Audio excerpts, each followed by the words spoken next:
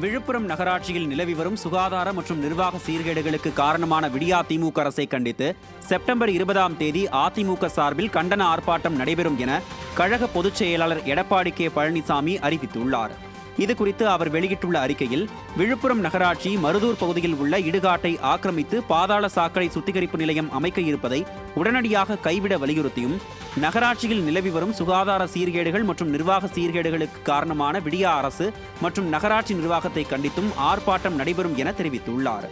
மேலும் கள்ளச்சாராயம் மற்றும் போதைப் பொருட்கள் புழக்கத்தை கட்டுப்படுத்த தவறிய மாவட்ட காவல்துறையை கண்டித்தும் அதிமுக விழுப்புரம் மாவட்ட கழகம் சார்பில் செப்டம்பர் 20ஆம் தேதி விழுப்புரம் மாவட்ட ஆட்சியர் அலுவலகம் எதிரே காலை 10 மணிக்கு மாவட்ட கழக செயலாளரும் முன்னாள் அமைச்சருமான CV சண்முகம் தலைமையில் ஆர்ப்பாட்டம் நடைபெறும் என அதிமுக